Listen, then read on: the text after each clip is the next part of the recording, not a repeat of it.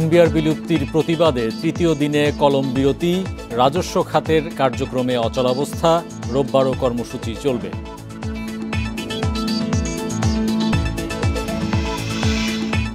ভূ রাজনৈতিক প্রভাব ও ভুল সূচকের ভিত্তিতে শুল্ক নীতি নিয়েছে ট্রাম্প, মন্তব্য দেবপ্রিয়ের। দ্বিপাক্ষিক আলোচনায় জোর সরকারের।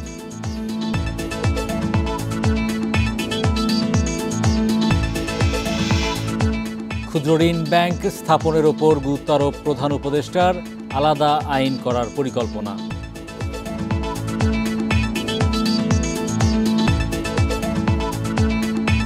আমন্ত্রণ অর্থনীতি সারাদিনে, আপনাদের সাথে আছি আমি হরি সাহা। শুনছিলেন শিরোনাম, এবার জানাবো বিস্তারিত। 3 দিন কলম বিরতির পর কর্মসূচি আরও একদিন বাড়িয়েছে এনবিআর সংস্কার ঐক্য পরিষদ। রোববার সকাল 9টা থেকে বিকাল 3টা পর্যন্ত আবারও কলম বিরতির ঘোষণা দিয়েছে সংগঠনটি। শনিবার এক সংবাদ সম্মেলনে এমন ঘোষণা দেয়া হয়। একই সাথে সংকট সমাধানে প্রধান উপদেষ্টার নির্দেশনায় কমিটি গঠন করা হলে আলোচনায় বসতে প্রস্তুত বলেও জানান তারা। তবে এ সময় আন্তর্জাতিক যাত্রী সেবা, রপ্তানি এবং এনবিআরের জাতীয় বাজেট প্রণয়ন কার্যক্রম এই কর্মসূচির বাইরে রাখা হয়েছে। এর আগে বুধবার ও বৃহস্পতিবারও এনবিআরের আওতাধীন সব অফিসে কলম বিরতি পালন করা হয়। গত সোমবার মধ্যরাতে এনবিআর বিলুপ্ত করে জাতীয় রাজস্ব নীতি ও রাজস্ব ব্যবস্থাপনা নামে 2টি বিভাগ গঠনের অধ্যাদেশ জারি করে অন্তর্বর্তী সরকার। এতে আপত্তি জানিয়ে বাতিলের দাবি তোলেন আয়কর ও শুল্ক ক্যাডারের সদস্যরা। 3টা পর্যন্ত 6 ঘন্টা কলম বিরতি চলবে। পূর্বের মতোই আন্তর্জাতিক যাত্রী সেবা, রপ্তানি কার্যক্রম এবং জাতীয় বাজেট প্রণয়ন কার্যক্রম এই কর্মসূচির আওতাভুক্ত থাকবে। আমরা আসলে অপেক্ষা করছি যে আমাদের সাথে অবশ্যই দেশের স্বার্থে আমরা আলোচনায় বসবো এবং এর জন্য আমরা অপেক্ষা করছি। এদিকে জাতীয় রাজস্ব বোর্ড বিলুপ্তির অধ্যাদেশ জারির প্রতিবাদে তৃতীয় দিনের মতো কলম বিরতি কর্মসূচি পালন করেছে চট্টগ্রাম কাস্টমস, ভ্যাট ও শুল্ক কার্যালয়ের কর্মকর্তা কর্মচারীরা। সকাল 10টা থেকে এই কর্মসূচি শুরু হয়ে চলে বেলা 3টা পর্যন্ত। কলম বিরতির কারণে ভোগান্তিতে পড়েন সেবাগ্রহীতারা। আমদানি রপ্তানি কার্যক্রমে ব্যাঘাত ঘটায় হতাশা জানিয়েছেন অনেকেই। দ্রুত সমস্যা সমাধানে সব পক্ষকে কাজ করার আহ্বান জানিয়েছেন তারা।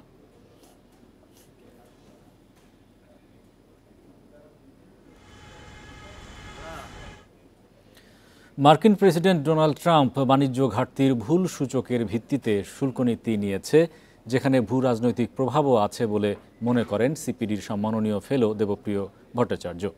শনিবার রাজধানীতে ঢাকা চেম্বার আয়োজিত মতবিনিময়ে বাণিজ্য সচিব বলেন, দ্বিপাক্ষিক আলোচনা ও বাণিজ্য ঘাটতি কমানোর রোডম্যাপে মার্কিন শুল্ক নীতি মোকাবিলা করছে অন্তর্বর্তী সরকার। দ্বিতীয় মেয়াদে ক্ষমতায় বসেই মার্কিন প্রেসিডেন্ট ট্রাম্প শতাধিক দেশের পণ্যে অতিরিক্ত শুল্ক আরোপ করেন। নিজেদের উৎপাদন খাত চাঙা করা ও বাণিজ্য ঘাটতি কমানোর লক্ষ্য বলা হলেও বিশ্লেষকরা তার নীতিকে বিষাক্ত ও বিভ্রান্তিকর বলছেন। কেননা সেবা বাণিজ্যের উদ্বৃত্ত অবস্থানকে আমলে নেয়নি ট্রাম্প প্রশাসন।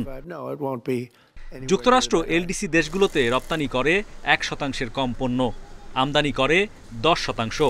উদ্বৃত্ত বাণিজ্য থাকায় বাংলাদেশ, কম্বোডিয়া সহ 5 দেশ চাপে থাকতে পারে। তবে প্রাতিষ্ঠানিক সংস্কার হলে ভবিষ্যতে বড় সুবিধা পাবে বাংলাদেশ।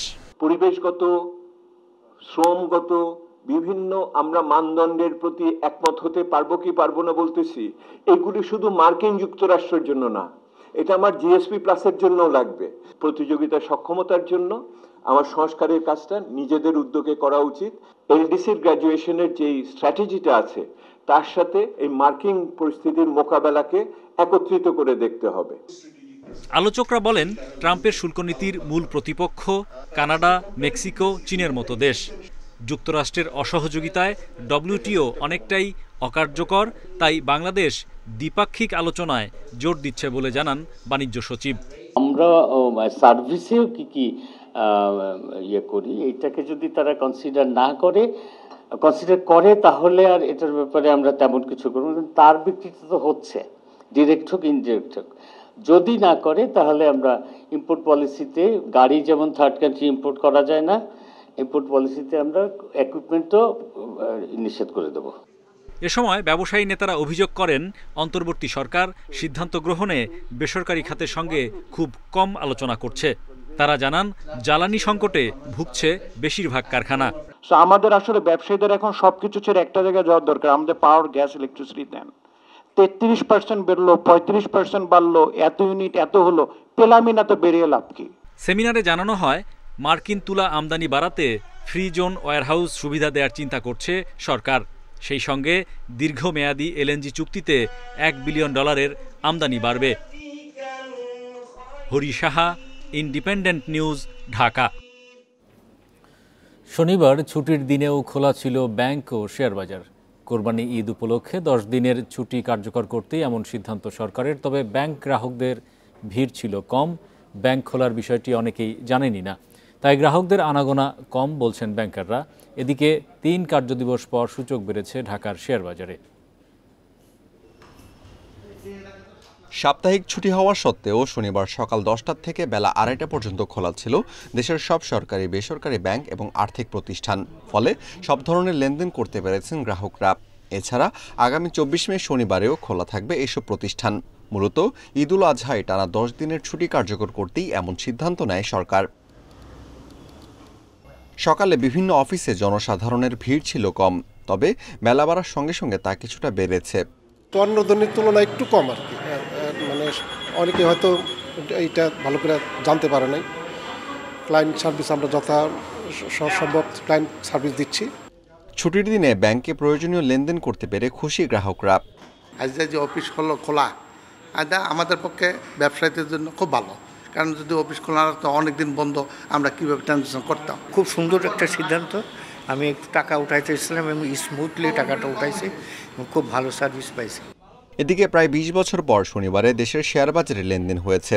এ সময় ঢাকা স্টক এক্সচেঞ্জের ডিএসইএক্স সূচক বেড়েছে 39.44 পয়েন্ট, আর লেনদেন হয়েছে 262.86 কোটি টাকা।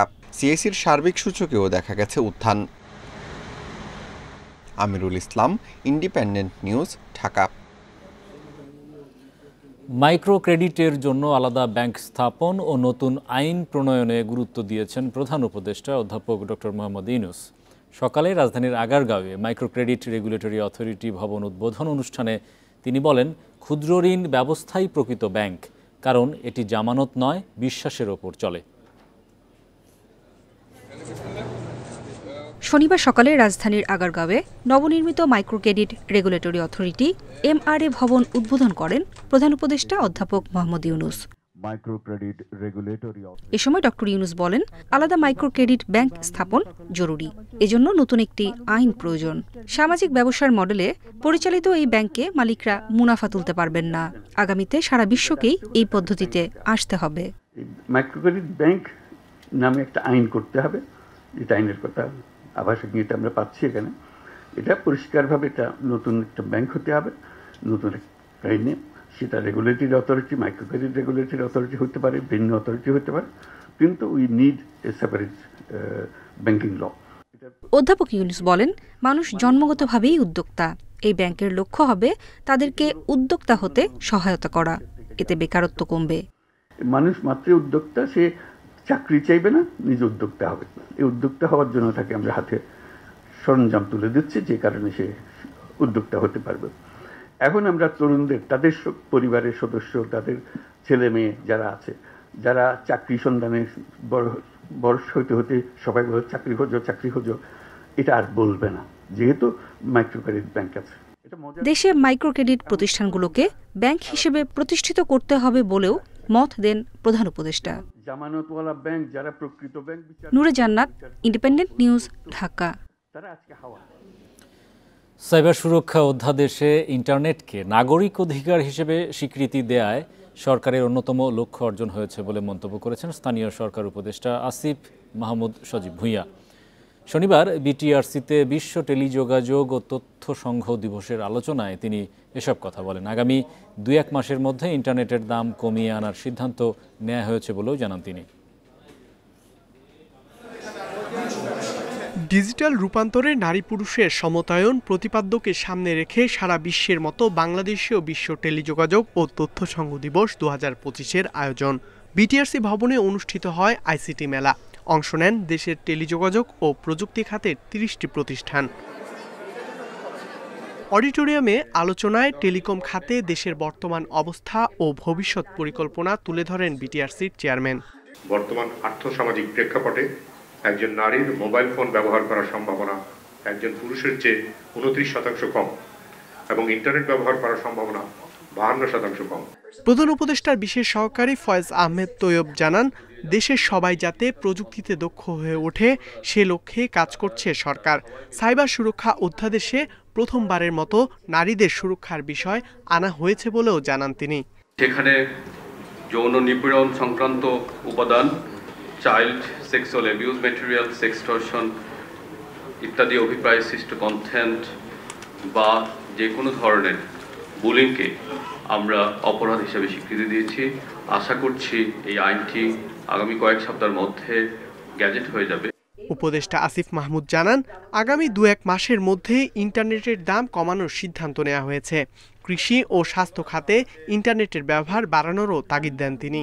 জুলাই গণঅভ্যুত্থানে আন্দোলন যখন চূড়ান্ত পর্যায়ে ছিল তখন মোবাইল ইন্টারনেট সবকিছু বন্ধ করে দিয়ে, ব্ল্যাক আউট করে দিয়ে আমাদের উপরে যে নিপীড়ন চালানো হয়েছে, নাগরিক অধিকার হিসেবে ইন্টারনেটকে স্বীকৃতি দেয়া এবং এর বাস্তবায়ন করাটা এই সময়ের একটা গুরুত্বপূর্ণ লক্ষ্য ছিল, যেটা এই সরকার অর্জন করেছে।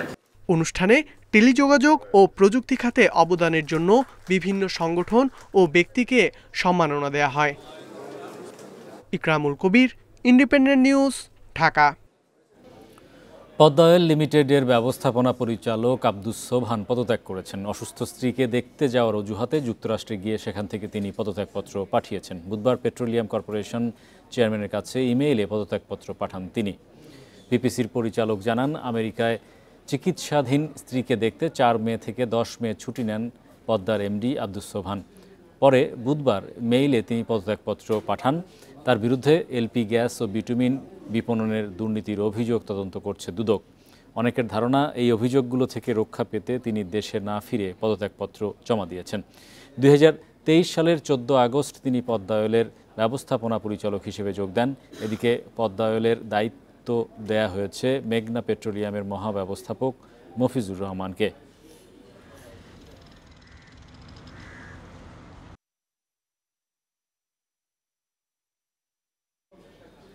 এই ছিল আজকের অর্থনীতি সারাদিনে। ইন্ডিপেন্ডেন্ট টেলিভিশনের সব খবর জানতে চোখ রাখুন ফেসবুক, ইউটিউব এবং এক্সে। আমন্ত্রণ আমাদের পরের আয়োজনে।